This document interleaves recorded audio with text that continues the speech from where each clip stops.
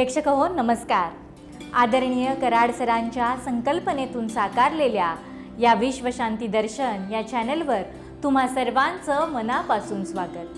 यत्र योगेश्वरः कृष्णो यत्र पार्थो धनुर्धरः तत्र श्रीविजयो भूतिर्ध्रुवा नीतिर्मतिर्मम. भगवद्गीतेतल्या 18व्या अध्यायातला हा श्लोक संजयनं धृतराष्ट्राला सांगितलेला. महाभारत युद्धाच्या अखेरीला तो युद्धाचं सार सांगतो, जिथे योगेश्वर श्रीकृष्ण म्हणजे सम्यक ज्ञान विवेक आहेत, जिथे अर्जुन म्हणजे कर्तव्यनिष्ठ कृती आहे, तिथेच निश्चितपणे समृद्धी विजय कल्याण नीती नांदते. ज्ञान आणि विवेकाच्या मार्गावरती चालणं हेच भारतीय परंपरेचं मूळ आहे आणि आरोग्याच्या बाबतीत देखील हाच मार्ग दाखवतो तो आयुर्वेद. भारतीय आयुर्वेद माणसाला निसर्गापासून वेगळं पाहत नाही. माती असो, हवा असो, पाणी असो, सूर्य आणि वनस्पती यांच्याशी असलेला समतोल हेच आयुर्वेदाचं मूल सूत्र आहे. आपल्या आजूबाजूलाच उगवणाऱ्या अनेक वनस्पती औषधी गुणांनी परिपूर्ण आहेत, पण आधुनिक जीवनशैली जगत असताना आपण याचं अस्तित्व मात्र विसरतच चाललोय. आयुर्वेद सांगतं की औषधं ही शोधावी लागत नाहीत, तर निसर्गानं ती आपल्याला आपल्या जवळच दिली आहेत. या सिरीजमधून अशाच रस्त्याच्या कडेला असणाऱ्या, मोकळ्या जागांमध्ये दिसणाऱ्या, रानावनांमध्ये आढळणाऱ्या भारतीय औषधी वनस्पती, या वनस्पतींची ओळख, त्यांचे आयुर्वेदिक गुणधर्म आणि योग्य उपयोग आपल्याला या कार्यक्रमाच्या माध्यमातून सांगण्याचा आमचा प्रयत्न आहे. प्रख्यात आयुर्वेदाचार्य वैद्य हेमा थिगडे गेली 40हून अधिक वर्षे आयुर्वेदिक रुग्णसेवेत निरंतर कार्यरत असलेलं हे सेवाव्रती अनुभवी व्यक्तिमत्व. निसर्गाच्या सानिध्यातून त्यांच्याचकडून जाणून घेऊयात आणि आयुर्वेद देखील समजून घेऊयात. आज आपण जाणून घेणार आहोत एक आयुर्वेदिक औषधी वनस्पती जी आरोग्य आणि आहार या दोन्ही विषयी उपयोगी आहे. ती म्हणजे भारंगी ही वनस्पती.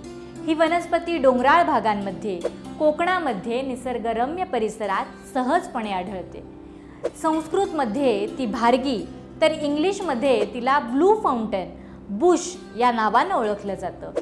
भारंगी ही श्वसन विकार, सर्दी, खोकला आणि ॲलर्जीवरती प्रभावी मानली जाते. आयुर्वेदामध्ये भारंगीच्या मुळांचा, सालीचा आणि पानांचा देखील औषध म्हणून उपयोग केला जातो. याचं आणखीन एक वैशिष्ट्य म्हणजे पावसाळ्यामध्ये कोकणात भारंगीची पानं आणि फुलं ही रानभाजी म्हणून वापरली जातात, ज्यात अनेक नैसर्गिक औषधी गुणधर्म आढळतात. घराघरातला हा आयुर्वेद समजून घेत असताना वैद्य हेमा थिगडे आपल्याला आज भारंगीची योग्य ओळख, तिचा उपयोग, आयुर्वेदातलं त्याचं महत्त्व सोप्या साध्या भाषेत सांगणार आहेत. पाहुयात याच भारंगीविषयी.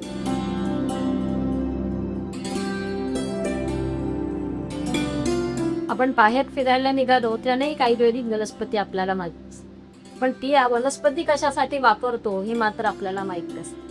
अशा काहीशा अगदी जवळ टोच पाहणाऱ्या वनस्पती पण आपल्याला माहीत नाही, अशा काही वनस्पतींची आयुर्वेदानुसार आपल्याला ओळख करून मिळाली.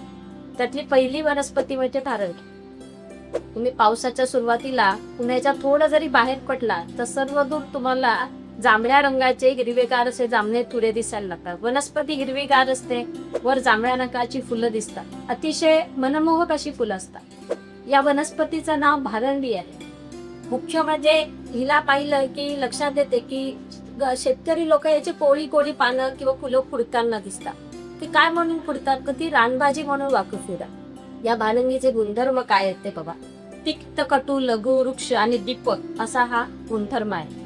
श्वासकाच यात ती उपयोगी करते. का बरं, तर ती उष्ण मुळाची आहे, त्यामुळे वात आणि कफाचा नाश करते. त्यामुळेच आता यातली एक छोटीशी गंमत सांगते बघा. मी स्वतः वैद्य, भारंगी वनस्पती मला माहिती आहे, पण माझ्या आयुष्यात घडलेली घटना सांगते. माझ्या लहान मुलीला अतिशय दम्याचा त्रास. ऑक्सिजन लावा, नेबिलाइज करा, रात्री 12-1 वाजता घरी या. अनेक दिवस आमचा कार्यक्रम चालू. एक दिवस माझ्या मिस्टरांची शाळा आहे, त्या शाळेमध्ये आमचे काका राहतात. त्या काका वॉचमध्ये त्यांनी सांगितलं की ओ ही इतकी खोकलते, आमच्या इथे या, आमचे गुरुजी आहेत ते औषध देतात. म्हटलं आता सगळे प्रयोग चाललेत, चला आपण जाऊया त्यांच्याकडे. म्हणून मी तिला घेऊन गेल्यानंतर गुरुजींनी पाहिलं की आपल्याकडे एक वैद्यराज आले. गुरुजींना काल गंमत बघ, त्यांनी मला पहिल्या नंबरला घेतला आणि म्हटलं ही मुळी तिला दे, तुझी लेक बरी होती. आम्ही घरी आले. एक तर खुल्या हवेत गेल्यामुळे श्वासाचे त्रास बरेच कमी झाले.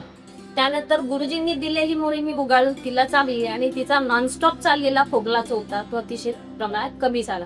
ताबडतोब मी गुरुजींना फोन केला. गुरुजी अहो चमत्कार घडला, माझ्या लेकीच्या कथ्यात येला. सर म्हणले वैद्यराणी तुला माहितीये का मी काय दिलं, तुझ्या पुस्तकातलं औषध मी दिलं. काय दिलं तर भारंगीची मुळी दिली आहे, म्हणले मी तुला दिली.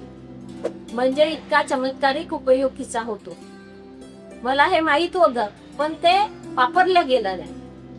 अशी ही भारंगी अतिशय गुणकारी आहे. तिची भाजी जर खाल्ली तर ती रोजचं बोट साफ करून देते, जंतुनाशक म्हणून उत्तम काम करते. म्हणजे तुमच्या पोटामध्ये जे कृमी होतात की ज्याच्यामुळे अनेक आजार सुरू होतात, पोट साफ नसल्यामुळे अनेक व्याधी होतात, याच्यावर सुद्धा भारंगीची भाजी उत्तम प्रकारे काम करते. आता भारंगीचं काय वापरलं जातं तर पंचांग वापरलं जातं. म्हणजे फूल वापरलं जातं, पाळ वापरलं जातं, मूळ वापरलं जातं, कांड वापरलं जातं. म्हणजे तिचे पंचांग वापरतात. आता ही कशी आहे तर ही शोथक नाही, म्हणजे सूज उतरवते. जे तुम्हाला गंडमाळा झाली किंवा तुमच्या स्क्रोटमला सूज आली तरी तांदूळाच्या धावनातनं हे पंचांग जर पाठवून तुम्ही त्याचा लेप केला तर तुम्हाला उत्तम प्रकारे लाभ होतो, सूज निघून जाते. तसंच भारंगी ही अँटीबॅक्टेरियल अँटीसेप्टिक पण आहे.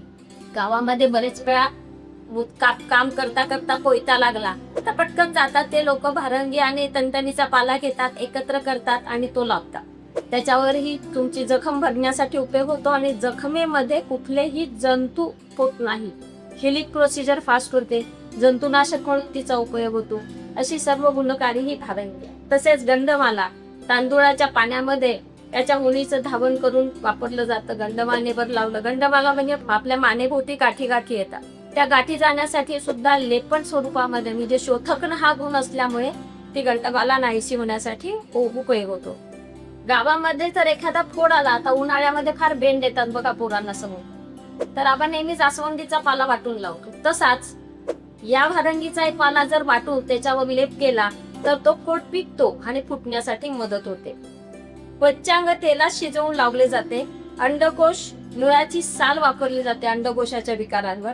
भारंगी, सुंठ, अश्वगंधा याचा कल्क गरम पाण्यामध्ये करून तो जर तुमच्या सांध्यांवर लावला तर सांध्यांच्या वेदना कमी होण्यासाठी सुद्धा याचा उपयोग केला जातो. आता ही अशी भारंगी अतिशय गुणकारी वनस्पती आहे. ती अँटी इन्फ्लेमेटरी, अँटीऑक्सिडंट ग्रीन कलरची हिरवी पानं दिसतात. अँटीऑक्सिडंट हा गुणधर्म काय करतो तर हा तुमची इम्युनिटी बूस्ट करतो, रोगप्रतिकारक क्षमता वाढवतो, पचन संस्थेवर काम करते, भूक वाढवते, पचनास मदत करते, कृमीनाशक आहे, त्वचा विकारांवर उत्तम काम करते. ह्या सगळ्या गुण जर भारंगीचा पाहिलं ते सहज उपलब्ध असणारी आपल्याकडची वनस्पती आहे. पण आपण वापरतो किती हे बघा. ग्रामीण भाग सोडला तर आपण भाजी कधी खाल्ली का हे बघा.